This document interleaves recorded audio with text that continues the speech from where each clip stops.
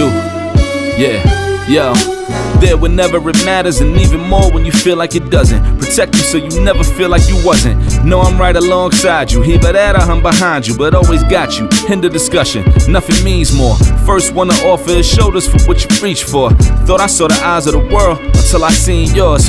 And know that I ain't see a better view yet. I'm with whatever, so don't ever you fret. Know that you covered, not a hurdle or a heartbreak. A change what a partake, cause none of them won't ever get comfortable in your walkway. My job is to aware you, fully loaded, prepare you for all of the above that I'm never letting get near you. But still in all, give you every advantage I found.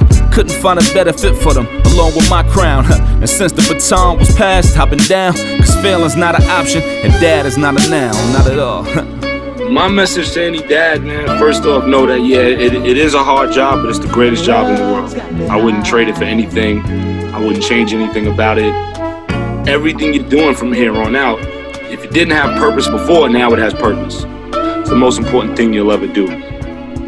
Just be a dad. Welcome to another episode of Dad is Not a Noun. My name is Ishmael, changing the narrative for men of color fatherhood, as well as changing the narrative on the things I care about. And today we're going into part 2 of our AI conversation. Part 2 is going to be about the economic side of AI. So I'm calling this the gold rush era, because right now you have a lot of companies investing billions and billions and billions of dollars for getting their hands on what's going to be the next thing when it comes to the models of AI. You know, you got the big four, everybody knows about it. But the one thing we don't know is, you know, everything has its flaws. And so they're putting so much money in something that there's really no certainty into it. And so we're going to dive into it a little bit. I have my guests with me, and I'm truly honored to have them on. Mr. and Mrs. Jackson, thank you for coming on. Thank you again for having us. We're really excited about this conversation. No, I definitely am too. You know, I'm going to ask you this question because I always ask. How's your heart at this moment? Oh, it's great. Yeah, great. Lord is blessing. We're doing some amazing stuff, and, you know, being involved in some changes with technology, and not just tech, but education. So we're doing great.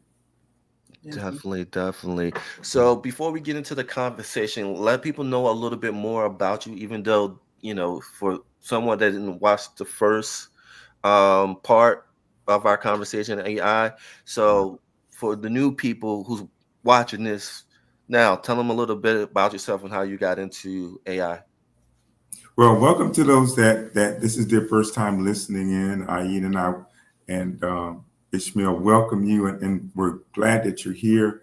These are exciting times. They're special times because, you know, we talked about how technology has and continues to change our lives, but AI kind of has accelerated everything. And for us, as a married couple, as educators and business owners, it's safe to say that since 2020, things have accelerated rapidly with, you know, AI. First, we talked about NFTs, and we talked about Bitcoin, and those are still ongoing. But the accelerated rate now is with AI, artificial intelligence, and the blending of virtual reality and IoT, the Internet of Things. But, you know, with this expanse and growth, and as Ishmael was talking about the investment part, you know, now's the time to have these conversations to see where your investment dollars are going, the potential of the future, and not just what's happening now, but in the future. And Aida and I were just excited to be here. And I know she has some input as well. So go for it, Miss Jackson. So I was just going to say, welcome and thank you again for inviting us on. And for those who don't know who we are educators, but we're also thought leaders in this area. We've been on other podcasts and done other talks, specifically in the area of technology and education. That's our main focus, but also in the areas of social impact, right? So how is this really going to impact us in the future? How's it going to impact families and communities?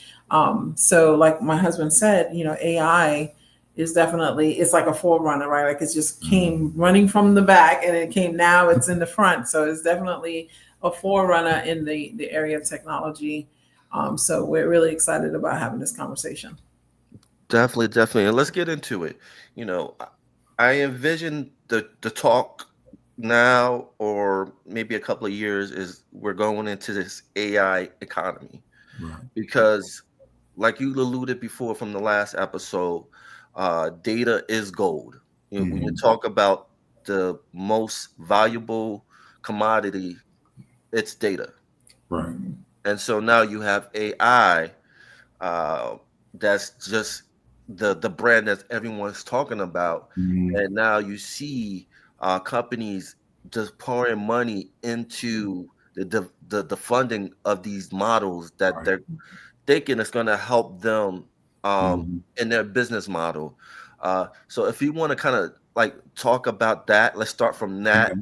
like that investment part Right. of it.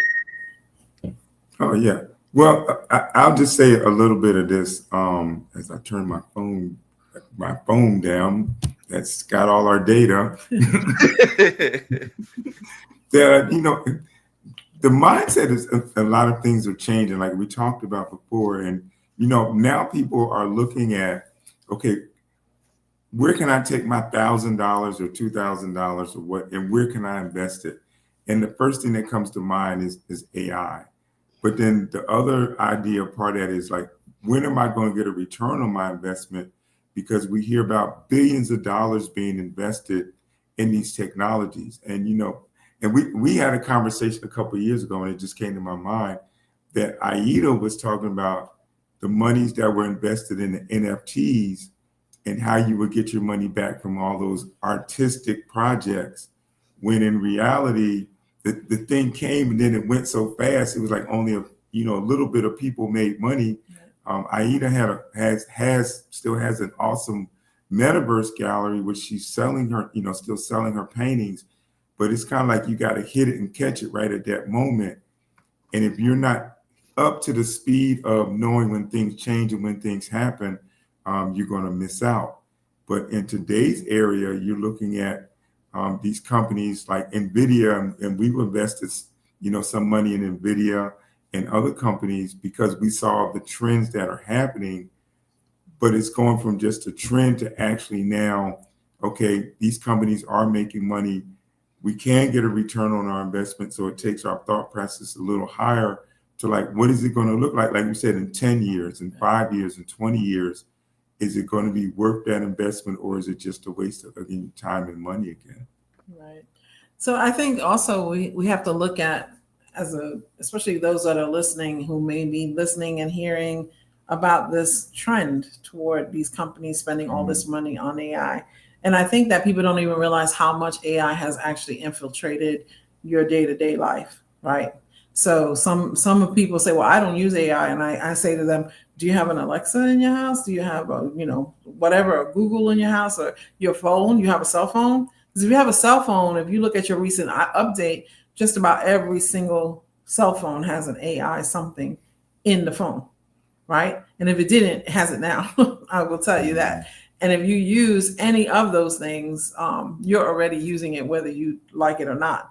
And that's the whole point of this whole investment, what these companies are investing in and what's happening in that realm that most of us know nothing about.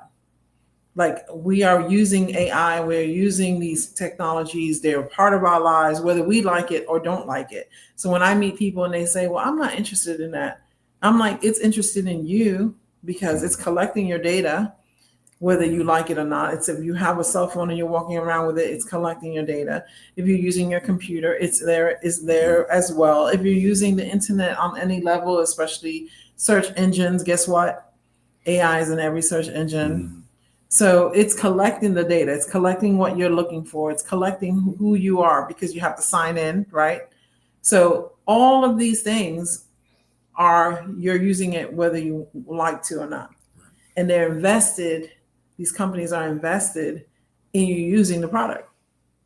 And now you're going to work, and it's even more so, right? Because now they're saying now you need to know how to use it. And my husband was saying that when it first came out, when I would say, Once I showed him and we were looking at it and we were, playing around with it, within a year, my husband was saying, everyone's going to have to know how to use this or they won't be able to get a job. Yeah. And that was before people were saying that. My husband was saying, like, everyone's going to know how to use it or they're not going to be able to get a job. And that's when we started teaching parents and schools and students how to use the technology. Yeah, and you have industry experts that you had never heard about before. And just for example, the CEO of NVIDIA, Jensen Hung, and we used to watch a lot of his videos, and he would talk about, the evolution of coding. You got to learn coding, but now AI does coding for you. But you still have to know some coding because AI doesn't always do the coding correctly. It does hallucinate or lie. So you still have to understand the basics of coding, but also graphic design. People are scared about it taking over the graphic design industry, but still people are becoming more aware of, oh, that's AI art, that's regular art, that's animated art. So telling the difference between those and these companies, movie companies and record companies, using that technology to understand where we invest in it and we only use it to create our art for our labels and logos, that's a great investment. But people are going to get used to just seeing AI art and they're going to be like, well, where's the real art? I want to see the real. I don't want to see 5 and I don't want to see 10 and 11 fingers on hands and multiple toes and, the nose all scrunched up, they can tell. But here you have, like you're saying, and like we're talking about that investment of these companies to race to being the best, but you still have millions of people around the world that aren't interested in AI art, that aren't interested in the probability of their data being used because it's already being used.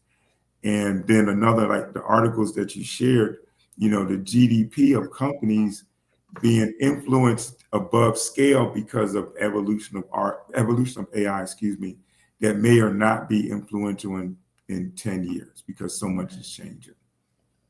And I think one of the big the one aspect of it is how much revenue will these companies draw from it? We don't know. Like one of the one of the estimates said by was it 2031 that revenue can reach up to $1 trillion by 2031. Right. Well, But again, but the one thing about that is when you get into those models, like there's flaws in it. Mm-hmm. Right. And so you're going to have a situation like if you want to talk about what we were talking about offline of a situation that you were talking about earlier. Mm-hmm. Well, one of the articles was The Guardian, and the title of the title is AI Investors Are In for a Rude Awakening by the author Roger McNamee. And he writes, there's a big difference between, the projected investment feedback or return and the actual amount of the return of the investment, because you're pouring billions of dollars into this technology, but you really hadn't received any money back from it that's beneficial yet. And that's almost equivalent to you may go out and buy, and I'll use this as an example. We're in Florida. You may go somewhere in Florida or someplace in Georgia and buy 20 acres of land. And you're thinking, okay, well, in 10 or 20 years or 15 years, I'm going to be able to build houses on this land and reap this investment. But if the location is wrong and it's too far away from another community, or it doesn't have access to fresh water, or if there's environmental concerns, well, there goes your investment because you can't even use it. Or, you find there are endangered, turtles or endangered grasshoppers or something. And the Environmental Protection Agency says, no, they're endangered. You can't build anything. There goes your investment. Yeah. And the same can be applied to AI. It's like, what if it starts to dwindle and people are like, oh, it's a fad. We're just going to move on to something else. And I think that's the danger, right? So what we were talking about earlier was the fact that AI does hallucinate. It does lie. It does, hallucinations is basically lying. That's what I tell people. Like, it's a cute word, but it's basically it made up stuff. It's lying to you. So, and there have been story after story. I mean, you can just look it up if you've never done that before. Look up story after story about when AI has done something it shouldn't have done, even though parameters were put in place, it has found a workaround. And it has done this over and over and over again. And what I was saying to you earlier is that, if this was a human being doing this over and over and over again, the company would fire them. Like, you can't do the same mistake over and over, even though you've been corrected over and over, and still maintain your job. But yet AI has done this over and over. They've reset the models, they've redone, they put new parameters, they've fixed it, and then it'll still do something. It still kind of finds a workaround. So, and then, we also talked about the fact that it's gotten lazier for a lot of LLM models. People who have used AI on a regular basis have seen the difference in how AI responds to its prompts, to their prompts. So we don't know what's going to happen. If this continues, then what do we do? And there are companies who have let people go in favor of AI because of the promise of AI, and have found, I still need a person there. First of all, you still need a person to run the AI. It still does not run itself. So you still need someone to put in the proper prompt to be able to pull out of it, especially on those days when it feels lazy. I have gone through Ada. I have even spoken to, my model and said, like, are you having a bad day? Right. Like, what's going on? Like, you're taking too long and I don't get it. Like, it's the same thing I asked you yesterday. What is taking you so long? And I know I'm not the only one who's experienced that. So if you've used this long enough, you recognize change has happened. So then what happens if they can't fix it? What happens if it continues, right? Now, what are we looking at in 5 years? What are we looking at in 10 years? We might be looking at it as part of society, because they're thinking it's going to take over. They're thinking we're going to invest all this money because everyone's going to want to, everyone. But right now it's novel, right? We still have a bunch of people who don't even know what it is. We meet people all the time when we're teaching and they go, what's an AI? What is that? And then they find out and they're like, ooh, right? But a year or two from now, they may not even be bothered with it. Right. And I think the one thing too, like you were alluding to the article, the couple of failures that AI have right at this moment is law, education, wellness, and software development. Those are like some of the pillars of a society. Yeah. And so if it's failing right now, this is something, you have to kind of have some form of hesitation on. Right. Yeah. But yeah, like the law, it's like the law is, and make sure I try to say, I'm not a lawyer, I'm not an accountant, but the interpretation of the law is important, because depending on who you talk to, depending on their social economic background, is going to judge whether their decisions on anything related to the law. Judges, their backgrounds, their experiences, their education, they have differences of opinion because it's an interpretation. Right. So if you have somebody that has a different interpretation using AI, they may program it to think a particular way, that maybe this cultural group should be denied finances for purchasing homes or purchasing property, while this cultural background, it should be opened up to them regardless of their credit history or whatever. So, those metrics have been found to really be in existence. And I'm not going to call any names of any companies, but we hear them on the news every once in a while that they are denying home ownership and finances and investments. But we got to remember, those technologies are programmed by people, and people still make the decision on the bottom line to put that signature or put those words accepted or denied. So when you have elements like that using AI, there is always going to be a problem, because there are always going to be things put in place that may be used to hold other people back. Right. Now, when you're talking about, finances and money and futures and investments, that takes it to another level, because when you get to a particular level, particular groups within the banking system and loans and finances are going to want to keep it at a certain level. So they will deny particular groups, even if those groups or those cultures have finances available, they still, because of their own ideologies or backgrounds, say, no, we're not going to give it to them. And we see that every once in a while in the banking system. Yeah, and going back to what you were saying is like with these models, they may not take the currency. Right. And, they can create its own currency. Right. Yes. Yeah. And so you have companies that's investing into the unknown, thinking that they're going to get this huge return back. But again, you know the face of the guy who runs that company, but you don't know the people behind the scenes that's actually doing the work. Exactly. Right. Exactly. I mean, that is the nature, though, in general of investment. Like you're taking a chance either way, right? So that is the nature. The scary part of this is more the amount of money. We're talking close to $750 billion that's already been invested in large language models, and that's across the board, right? That's a lot of money. People, it's easy to say, oh, $717 billion. Yeah, that's just a number. But when you look up what that looks like just what does a million look like? What does a billion look like? What does a trillion look like?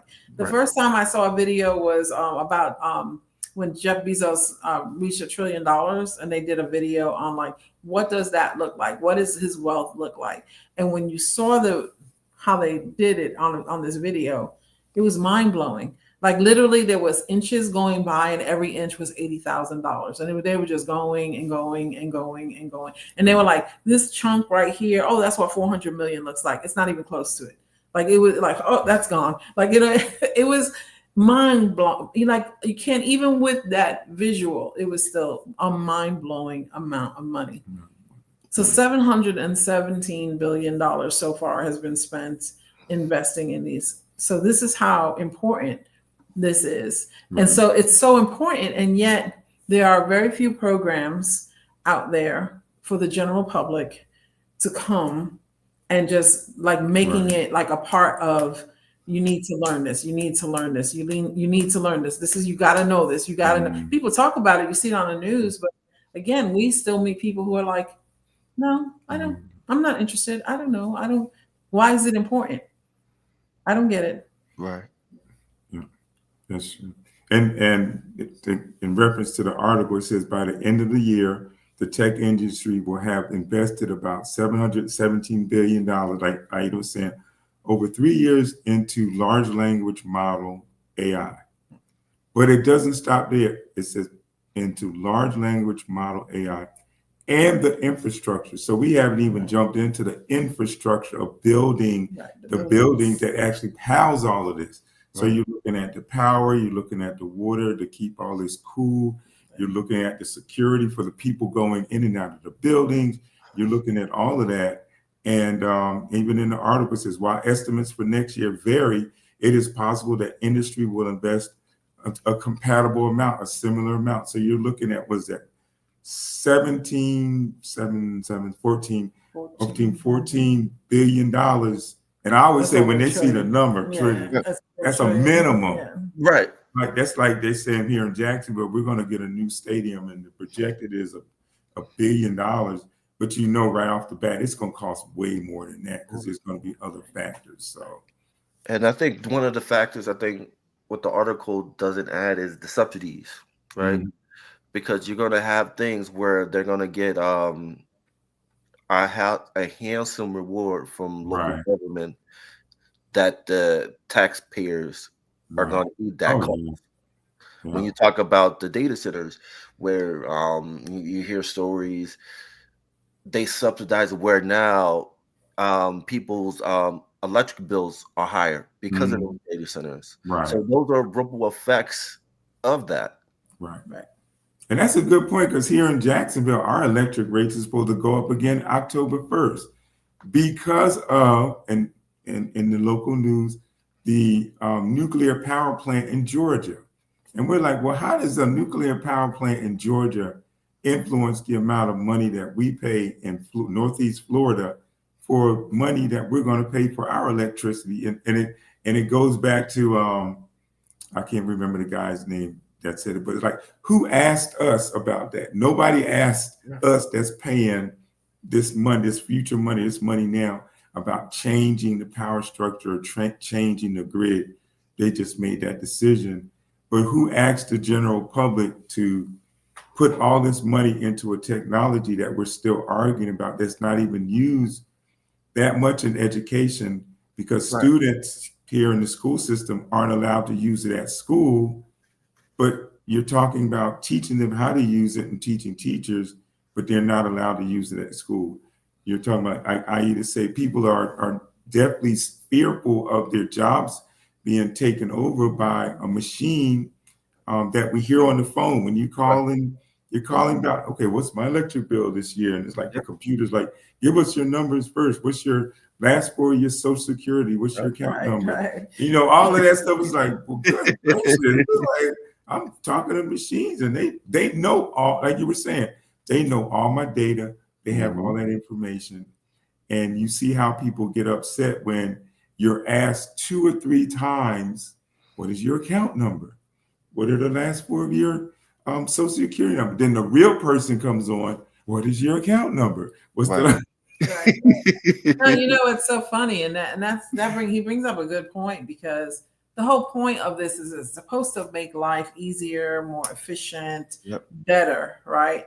But anyone who's been on the phone with a bot, I know I'm not the only one, and I have really good patience, but I have wanted to throw my phone across the room a few times. And I'm like, I could have had this answered quicker had a person just picked up the phone. Yeah.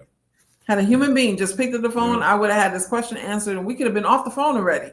Right. And now I'm still like 10 minutes in, still playing around with this stupid bot who's asking me the same question or sending me in circles. And if someone had just picked up the phone, I could have directly said, this is what I need, this is what's happening, blah, blah, blah. And they could have answered my question, and we could have been done. So this is all in the name of efficiency for a very non-efficient experience. I saw you like get excited. But wait, there's more. There's more. At the end of the conversation, you're going to take a 1 to 2 minute evaluation of the person who is doing their job, and they're polite, even when you're confused or whatever, and you're flustered, and that person is polite and everything, and then you want to grade them, but nobody asked you unless one little question. How was our automated system? 1 to 5. And that's it's like, no, I want to give more information. Click. It's like You're able to get your answer. You ever get your answer. It's like the person was nice, but I got tired of the bot. And that's invested, because what is the thing about we're learning more that the AIs it takes more power for AIs to generate good behavior and politeness than it is just being an all-out pain in the butt. Right. just to exist. To exist, right? And that so that is for people who are against AI. So there are a growing number of people who are like, we don't want this, we don't need this, we don't want this in our community, and we don't want what it does. So the environmental impact. And what I hear, even when I'm hearing the investments, I don't hear anything that says, it does talk about the subsidies, it talks about the infrastructure, but it doesn't talk about how are they hoping to mitigate those environmental impacts. Like, what are they investing in the other things that go side by side? It takes up how much it takes up in resources, and especially in water and other resources. So it's very interesting to see how much money is invested to make it even bigger, even better, even more accessible.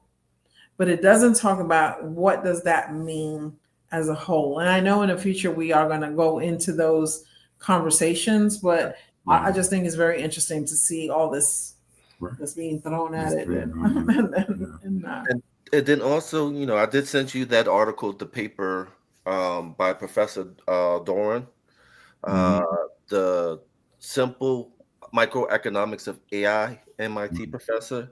And he kind of gives his outline through studies that AI may not have a financial impact that a lot of people think it will have. If you want to kind of talk about that a little bit, Mr. Jackson, a little bit. Well, like I said, I'm not a financial advisor or anything like that. My investor is sitting to my left, your right. Yes. So we talk about, oh, okay, we're going to invest in this, the percent. But reading the articles from the experts, you have some that are, and I call them just straight down to earth, no nonsense, that say, what is the difference between a $1.8 million investment and a 0.7 growth in return on the investment, which really isn't anything at all. So when you're looking at, okay, in the future, oh yeah, you're going to invest 1.8 million or $2.5 billion now in an investment, but in 10 years down the road, you're going to look at your return is going to be less than what you invested. So as an educator of 30 years, but in technology, but not in economics or macroeconomics, that doesn't sound like a big return on that investment. And you look at, but when you invest that money and you start building all of this, somebody's going to get paid, Right. and somebody's going to make a lot of money. Us little guys down here, we're not going to benefit from it unless we find a way to circumvent and get involved in that system at that level. But when you're talking about that level, you're talking about politics and macroeconomics and microeconomics and all that kind of stuff, where you need the big brains that help you navigate that. But looking at the structure of all of that, that is a structured, and I call it a structured economic system where they know they can get billions of dollars from to invest in the technology, just to be, like we talked about, just to be a leader. And it may not pan out. They're not going to lose anything on that investment because that money in some way comes back to them where they have the opportunity to build even more. So, I mean, someone is definitely going to make a lot of money. Right now they are. They're definitely making a lot of money right now. What's going to happen in the long run is what he was saying. What does that really look like? What are the actual impacts? Just like we were saying before, so many companies have let people go in favor of AI. And some of them, not all, but a lot of them have realized, or some of them have realized that, oh, we actually need people. So we need to bring some of those people back. So what was the actual impact, right? What was the actual loss of that time when they weren't there, or we don't have someone who's running this particular department anymore, but now we need someone anyway, because AI does not do it all on its own. Yeah. What if it's not behaving? What if it's not doing what it needs to be doing? Now, in some cases, there are lots of, things that it can do. But even yesterday, we were in a conference and we were learning some of the other impacts of AI in general and what it's doing to our brains, what it's doing to our children, what they think it's going to do, but it won't be able to do because you cannot remove the human aspect. You just can't. So what does that look like in the future where people have gotten rid of people and now they're going, oh, we need them back. So now what is that in the economic impact? So now you have to make up the money that you thought you had extra, but now you don't. Now it has to go back out. So I don't know if that made sense, but yeah, because one of the articles in MIT management, it said a new look at economics of AI. And you read down, it says artificial intelligence research is filled with dramatic forecasts, right. And a lot of them are dramatic. AI will affect almost 40% of jobs around the world, obviously, maybe even more.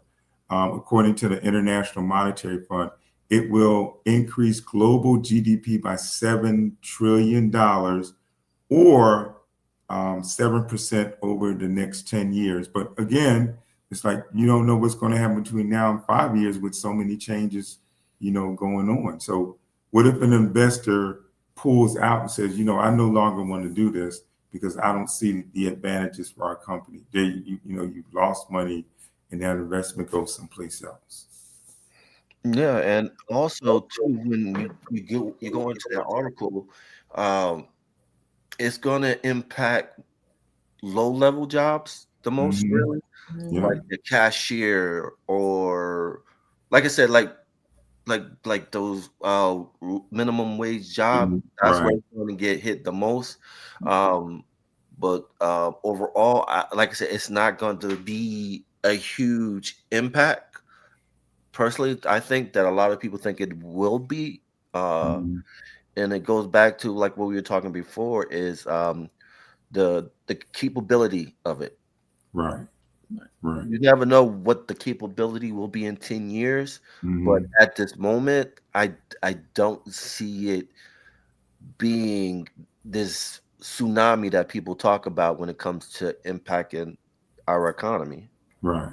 Yeah. So, I'm Oh, sorry. go ahead. So I was going to say, we were talking earlier about, AI getting lazy.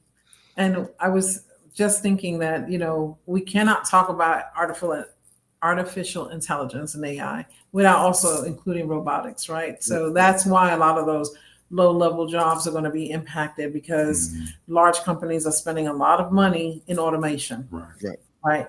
So if anyone has gone into a Walmart lately, how many of those are like, you do it yourself? Now I get to pay Walmart for me to do the job of a cashier, and not to disparage cashiers. I'm like, I would much rather pay a cashier to have a job Right. than for me to do it. Right. Right. It was great when it was a convenience, but once they saw that we were willing to do it ourselves, there's a Walmart that's near us that there are no cashiers. Right.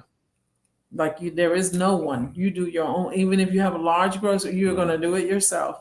And I'm like, isn't that interesting how what was supposed to be a convenience is now Walmart doesn't have to pay a cashier. I get to do it, and it's almost like I'm paying them Right.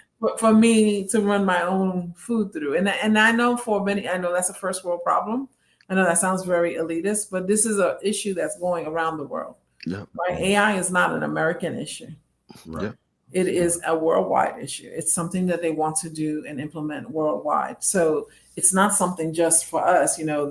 We work with a company that is teaching people how to fix and program the buses, a bus where there's no operator.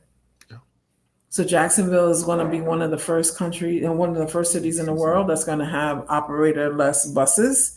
And so we were working with them as far as, how do they teach the students to learn how to do this. And this is, again, something that they plan to roll out around the world. Yep. We already have the taxi drivers. Yep. No taxi drivers, so driverless cars. Yeah. Yep. Autonomous vehicles. Right. And the thing is about autonomous vehicles, because I took this class on autonomous vehicles and ADAS systems, is that one little bump can throw off the vision of these vehicles. Yeah. So one good hard bump can throw that camera off, and just a slight division in that camera, just one little small one on the camera, makes a big difference in what it can see in front of it. So you just imagine the angle, a small angle here, how much of a distance now it cannot see. So again, unless you're a technician and you don't know how to fix that, that's not the kind of job that someone who doesn't read well can do, or doesn't write well can do. But they could have been a cab driver, right? So all these jobs that they're taking and they're taking away and they're taking away, and make no mistake that this is all interrelated. Artificial intelligence is a part of the ADAS systems, is a part of the robotic systems that they're trying to make automated. There are warehouses that Amazon has that humans cannot go into. Yep. Because the robots, the way they move, and they're moving so fast and they're going back and forth, and the way they're moving, a human being cannot go in there because they can risk getting hurt. And this, again, they want to roll that out. They want to continue to roll that out. So what do we do with all those people? Yeah. What is the economic cost, right? So on this end, people are gaining money, right? Right. What do we do with the people that cannot find work? Right. Yeah. Because they were working, they were a Right. productive part of the society, they Right. were here doing these jobs. Yep. But if all those jobs get taken over, Right. what do they get to do now? Right. Right. And I think that's a question no one wants to talk about because it's where it has not has to, but it puts us into that true self, uh, inner self, and have empathy for people. Right. It's like, all right, this you're gonna have people lose their job. So what are they gonna do now? Like what things can be put in place to help them prepare them to get back on their feet? Right. You know, or because right now where we look at it right now, we see this war on the have-nots. Like being poor in our societies look like it's not kind of, but it looks like a crime in our Right. current state. It's treated like one. It's We treated like blame the poor for being poor. right. And Right. so when you have this implementation in, because the reality, most Americans are one less paycheck away from being homeless. Yep. And that's the reality we live in. But we can talk about that on another conversation. Right. But what are your final thoughts on the economic side of AI? What do you think the pros and cons of AI in the economy? I think, like I said before, we watch quite a few YouTube videos, and one of them is with the CEO of NVIDIA, Jensen Hung, about he recommends our young people learn as much about AI as possible so that they can switch between careers. So I'm a 3-decade teacher that retired in 2022, but still have this passion to teach. So I can go back into teaching, which I have started working at a school, teaching STEAM, because that's my passion. But kids today will not do that at all. They won't work, in some cases, maybe 10, 12 years in a career and then switch, which they have opportunity. But a lot of cases, they won't have the skill sets if they don't learn. It used to be coding, it used to be graphic design, it used to be web development. But now if they don't have the general knowledge of AI, then they won't be employable. They'll be unemployable or underemployed. So you got to have that mindset to go ahead and start learning as much as possible on what the next technologies are and be proficient in it. You don't necessarily have to be an expert, but be proficient and understand how to use them and apply them and embrace being an entrepreneur. Even though that's a hard road sometimes because you're out on your own, you're doing stuff on your own, you build your network and you work your network. Yeah. But we always encourage young people to build that network, learn those skills necessary, and learn from industry experts. Learn from those experts that are out there to find out what their mindset. We learn from, like I said, Jensen Hung. We also learn from Dr. Kai-Fu Lee, entrepreneur from China. We don't hold no bars against him, but he also works in areas in Taiwan. Watching those videos, and they bring a mindset of how you change your mindset to embrace technology. And don't look at it as just a black-white thing, but look at it as your place in these spaces that are open and are available for everyone to grow. And if there are opportunities to invest, research it and invest the areas that benefit you, maybe short-term investments, 5 years, 10 years, in some of these startups or some of these companies that are available. And that's my recommendation. So I know Aida has. Go for it, Ms. Jackson. Yeah. Oh, so I was going to say the same thing. I definitely feel like. Really? Oh. Ooh, okay. I was going to say the same thing. Like, there is, an opportunity to invest. And if you have something to invest, jump on it while you can. I wouldn't invest all my money, Right. but definitely it is a field that's growing. It's not going away anytime soon. So even the projections and the things that we're talking about, this is not like next year, it's all over. So definitely, while there's an opportunity, if you have a little something, find something to invest in. Learn as much as you can. There are opportunities online that you can learn for free. Yeah. Don't forget YouTube University. Like, definitely look up on YouTube. Look up these articles that we're talking about. Look up, just put AI, and tons of them will come up. Get yourself educated, educate your children, educate your parents, because we're leaving out the seniors in all of this. Educate yourselves so that what is this technology? How does it impact me? How will it impact me? And if you don't know the answer, you can use AI and it will let you know. But you can also look it up for yourself. Look up these articles, look up the videos. But there are also companies that are offering free AI classes. You can become AI certified for free with a lot. So just put that in the search bar, AI certification for free, and you will see that there are companies that are offering certifications for free. Jump on them, get them, get your certification, learn about this, because it's not going away. It is going to be an integral part of it is not going to be, I'm sorry.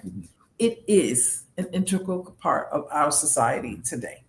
Even if you don't know about it, just because you don't know about it does not mean that it's not influencing you, that you're not learning, it's not learning from you, it's not gathering your data. Absolutely make yourself more knowledgeable about it.